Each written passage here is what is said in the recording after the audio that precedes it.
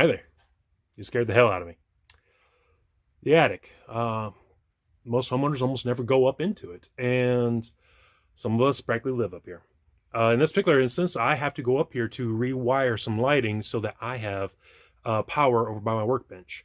So I'm going to walk you through what I do step by step. Maybe you might learn something. Maybe I might just shock myself. Either way, it'll be fun. Stay tuned.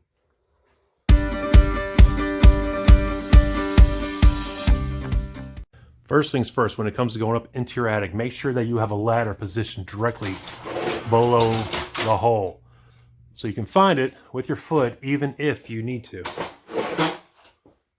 Use an A-frame ladder. I do not recommend a side ladder, especially if you're a hefty human being like myself. You'll notice the green extension cord running down. That is so I have additional lighting up there, because when you're doing work, you do not want to be in the dark, and if you haven't noticed, that's all it is up there. Secondary flashlight in hand, and also a respirator. My particular attic has blown insulation. This is commonly made out of treated paper-like material. Other ones have fiberglass rolled out. And though most attics will have it faced, which means it has a piece of paper on one side, if you look just over there, you'll see that's what faced insulation looks like. Some have unfaced when someone wanted to add in a little extra insulation. All right, so first and foremost, you got to be careful. One wrong step, you're going to go through the ceiling of your room below. I've done that.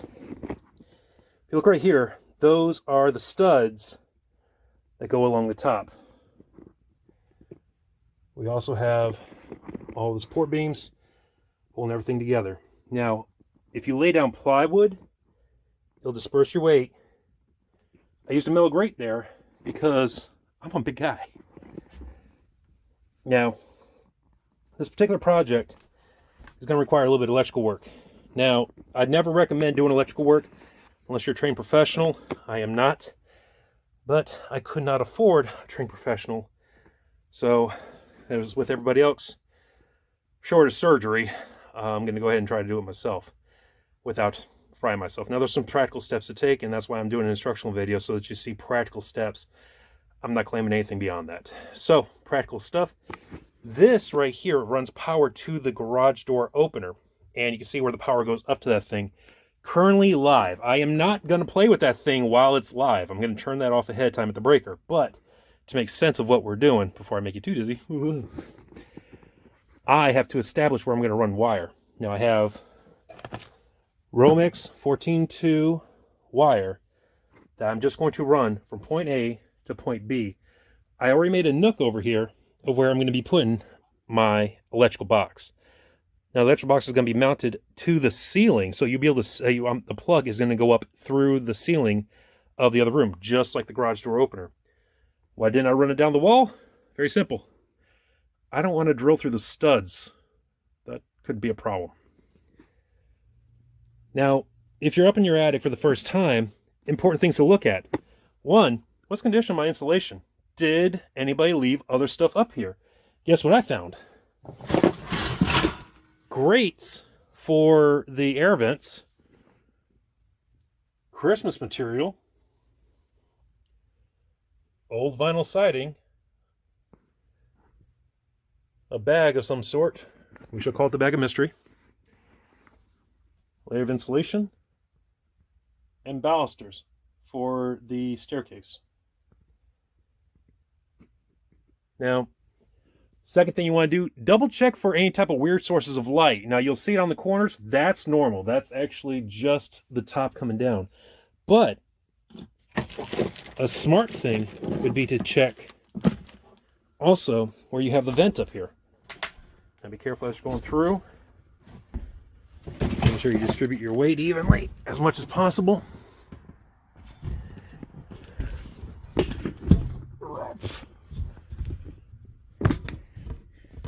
Definitely going to edit all this out. But if you look at this mesh screening right here, you'll see a bunch of bugs. Now this is our vent, but if you look closely, you'll see there's a hole in it. And an old wasp's nest. Now this right now, the dead of winter, I don't have to worry about that. But I need to have that repaired. So that's another trip back up here. If I wanted to, I could spend a whole day working up here fixing stuff. But the main thing is just to knock out the job I wanted to do before I get onto the other jobs that you don't want to do, because those are for other days. But also check for things like leaks, watermarks, any sign of decay that you might be able to catch early before it becomes a major problem. All right, so I have my drywall saw right here. Now keep in mind, you always got to measure twice and cut once. I came all the way up here with enough wire I thought to be able to do it, and then turned out I didn't have enough, so I have to go back to the big roll down there and then bring it up here. So you see I drew that little box right there. What I did was I simply laid this down.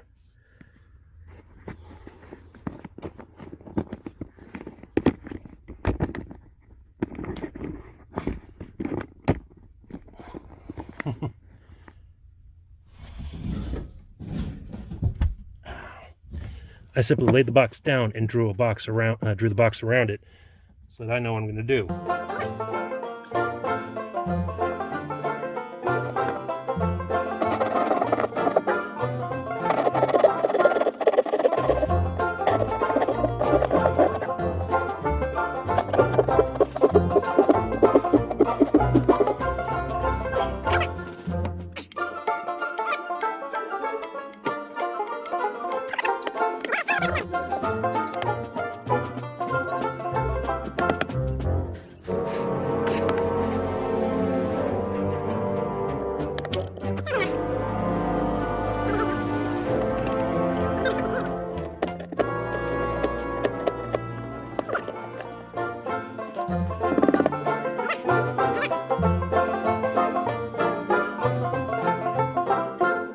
So now what I did was I went down there and I got the wire that was down on the bottom, ran it up through the box. So now I have it over here. At the same time, I went over to the breaker to turn off the garage breaker. So it shouldn't be so much of a problem.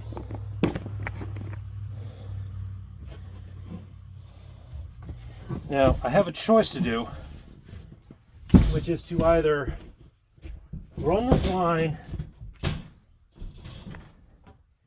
directly on the ground and just leave it lying, or run it up so that it doesn't touch the ground. There's no real right answer, just by the way things look.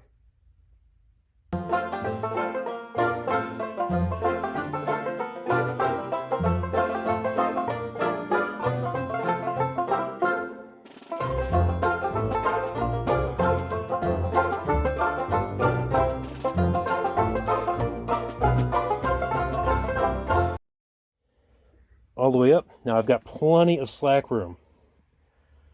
I want to make sure I have more than enough, because once you cut it, you got to reline it then, and that's just a waste of wire. You don't want to do that.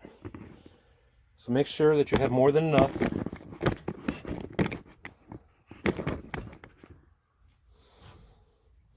Now what does more than enough mean? Well, it means that you at least have from about 6 to 7 inches going out. You can always trim it once you put it in through the box and feed it through. The difficulty is that you don't want to give yourself no room at all to work.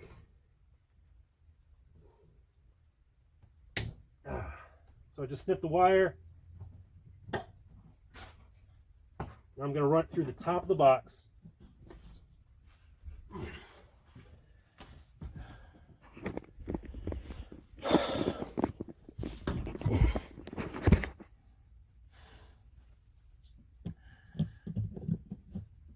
Right through the top of the box, directly in.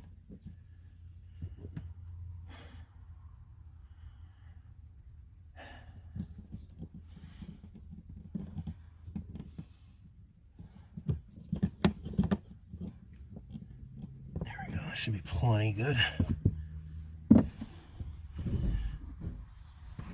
Hopefully it'll be the last time I have to come over the side of the attic. Oh, at least until I got to redo the other work. Now,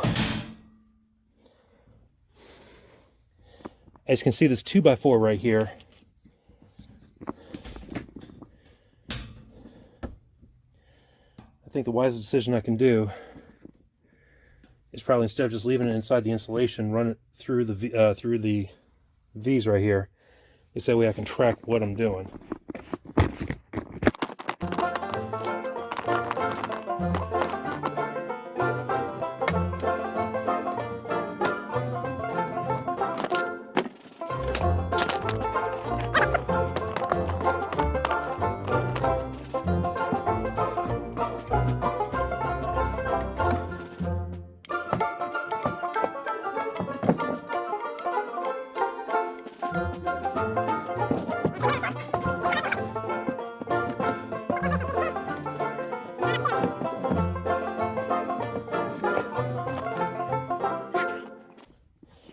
I mentioned I popped the box. Over here they have a little spot right there. That's where you need to pop a hole in. Usually a flathead screwdriver can do it just fine.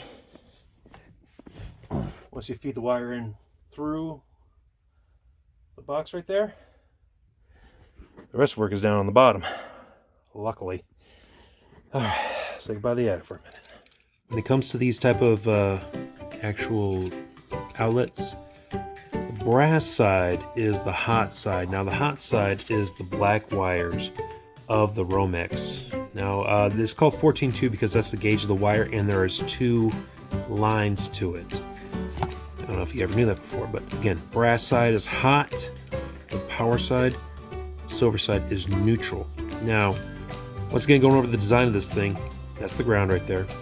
2 ways to hook these things up. One, the quick connect. You pop them inside the back right there, and you can insert and take them back out. The other way is to loop around the nuts themselves. I'm going to show you how to strip a wire, and this is again how I do it. Not being a real electrician, but just a way to go about it. So take a sharp knife, cut off your finger. No, I'm joking. You cut through the insulation right here. Make sure you don't pierce your wire. Now, if you're not familiar with terms of what wire can do, if the positive or the hot wire can electrically reach the neutral, it's called an arc. You're familiar with power, going between 2 spots. It's because one side is reaching to the other, completing what's called the circuit at that point. If it completes the circuit, that can lead to a house fire. That can lead to you getting burned. That can lead to a lot of problems. So never work with live wires. Can't stress that enough. Always be careful about how you do things. And more importantly, always make sure you hook up your ground. We're cutting away all of the insulation. Cute. This is made out of paper. Now, just for the sake of wiring this guy up, I'm leaving myself about 4 inches. That's definitely seems like 40, but whatever. So here we go. Turn it apart. Now, gauge is 14.2, so if I look at the 14 right there, I can use number 14, slide it right through here, pinch it on my wire strippers, push, cut around, pull it out. Hey, look, it comes right off. Again, number 14, pop it through, give myself ample room to do what I'm trying to do. Never, ever shortchange yourself. But the same effect, don't give yourself too much room. Okay, now we're going to do the quick connect method. So first things first, what I would do is typically if I was trying to with any type of quick connect. Bring in my nifty screwdriver.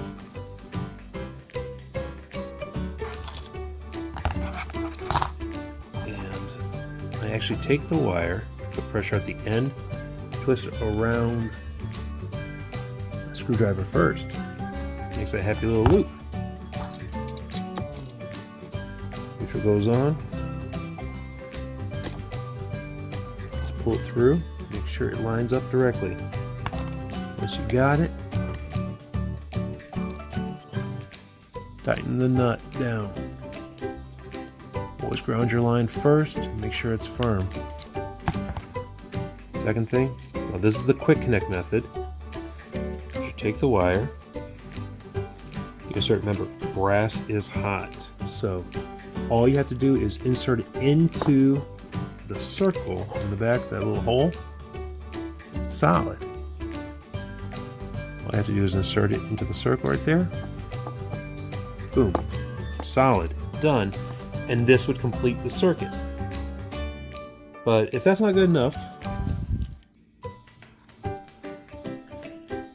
a little tiny screwdriver into there. As you push it in, you pull it out.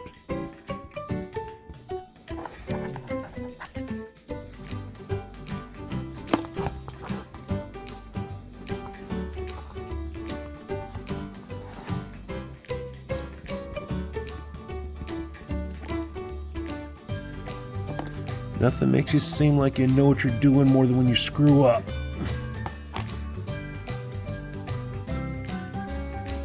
That's one of my favorite little quotes.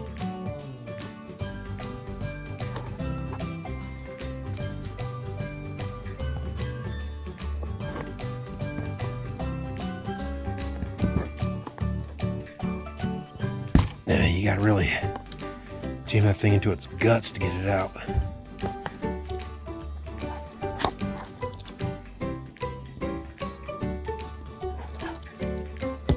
There it goes. Alright. Option 2. I wiring it in. Twist the wire on your screwdriver. Again, never do this with a live wire, otherwise you will notice that you're getting tingling in your fingers. All brass means positive. Take that little shepherd's hook you just made, screw it in. Now as you twist, you'll notice that it's going to try to turn it along with it. And again, right there.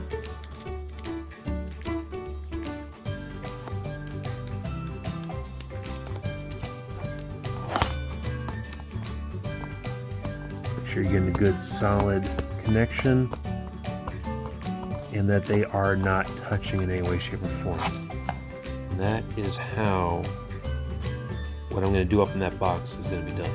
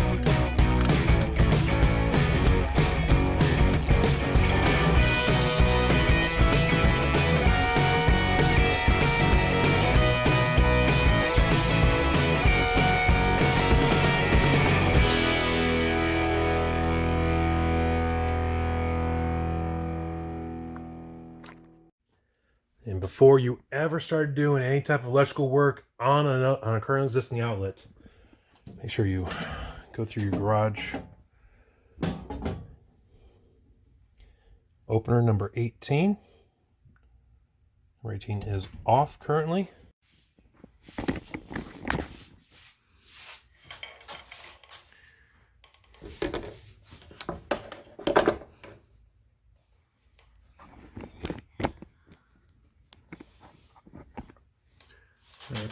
So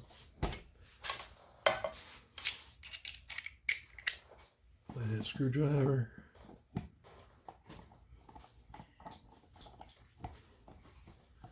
Undo this old plate. Try and knock out dust and dirt as you're going through the process.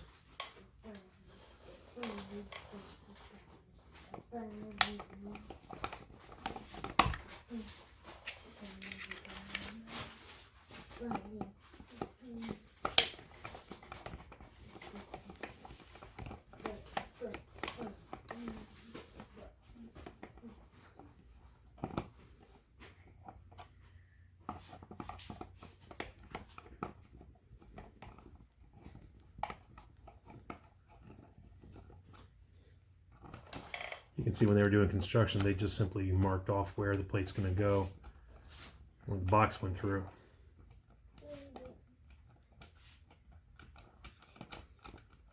See, when you cut from the down up, it's a much cleaner hole than from the top down. I know I'm doing an instructional video, but sometimes even I learn the hard way. So we see all the positive wires going in on one side, all the neutral wires coming in on the other, and then this one right here.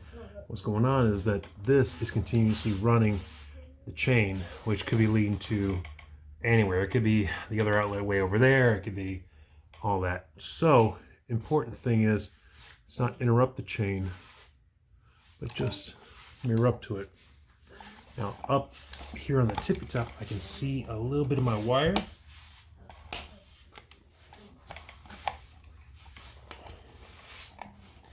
And then just ever so gingerly pull it out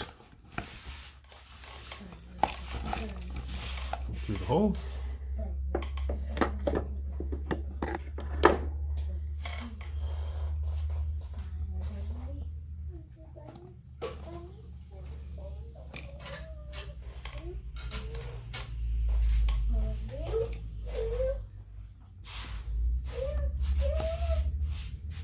Now, an intelligent person would have brought their knife with them.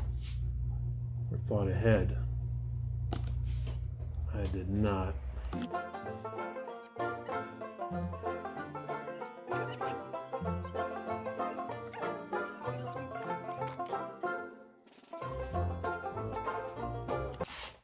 So if you remember, the Romex was 14.2.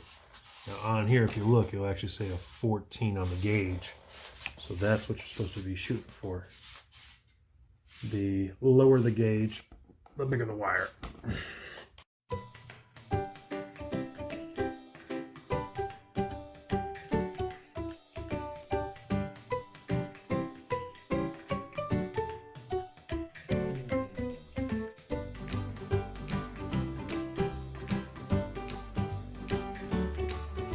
Now here's the moment of truth. I'm gonna go turn on the power, and I'm gonna double check to make sure everything is feeding through properly.